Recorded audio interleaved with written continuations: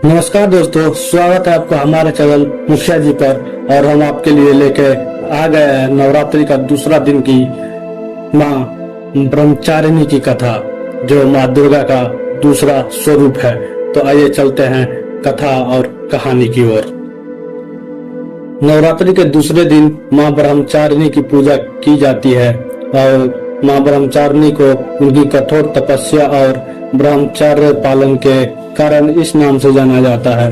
उनका स्वरूप अत्यंत शांत, साध्वी और तपस्विनी है। उनकी कथा हमें समर्पण, आत्मसंयम और भक्ति की महान शक्ति का संदेश देती है। माँ ब्रह्मचारिणी पूर्व जन्म में पर्वतराज हिमालय और माता मैना की पुत्री थी। इस जन्म में उन्हें पार्वती के नाम से जाना जाता है। ब्रह्मचारिणी का पूर्व जन्म माता सती के रूप में हुआ था, जो भगवान शिव की पत्नी थी, जैसी कि आप लोगों को पहली कथा में सुनाया है। दक्ष प्रजापति द्वारा भगवान शिव का अपमान किए जाने पर सती ने योगाग्नि में अपने प्राण त्याग दिए थे। अपने अगले जन्म में माँ पार्वती ने हिमालय के घर जन्म लिया और बचपन से ही भगवान शिव को अपने पति के रूप में प्राप्त करने के लिए गहरी भक्ति और तपस्या का पालन करने लगी। नारद मुनि की सलाह पर पार्वती ने भगवान शिव को प्रसन्न करने के लिए कठोर तप किया। उन्होंने हजारों वर्षों तक बिना अन्न और जल के तपस्या की, यहाँ तक कि वे केवल बेलपत्र और पानी पर निर्भर रही। उनकी कठिन तपस्या और अटूट भक्ति के कारण उन्हें ब्रह्मचारिणी का नाम दिया गया, जिसका अर्थ है वह जो तप और ब्रह्मचर्य का पालन करती है।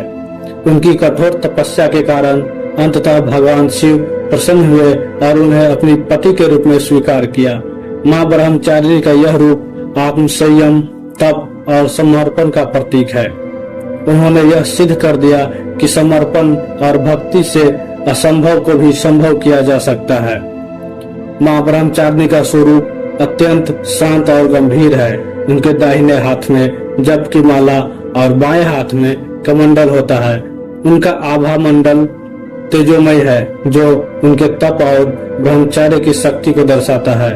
वह श्वेत वस्त्र धारण किए हुए है और उनका मुखमंडल दिव्य तेज से परिपूर्ण है। उनका स्वरूप एक आदर्श तपस्विनी का प्रतीक है, जो भक्तों को संयम, धैर्य और भक्ति का मार्ग दिखाता है। दोस्तों, माँ दुर्गा का ये दूसरा स्वरूप की कहानी कैसी लगी कमेंट बॉक्स में जरूर बताएं और ज्यादा से ज्यादा शेयर करें और लाइक करना ना भूलें। दोस्तों, हम तीसरे दिन आपके लिए लेके आएंगे माँ चंद्रघंटा की कहानी और कथा, जो माँ दुर्गा का तीसरा स्वरूप है। तो इस वीडियो और इस चैनल पर बने रहे दोस्तों, और सब्सक्राइब करना ना भूले हमारे चैनल को। बहुत बहुत धन्यवाद दोस्तों। Thank you so much. आपका दिन शुभ हो। राधे राधे।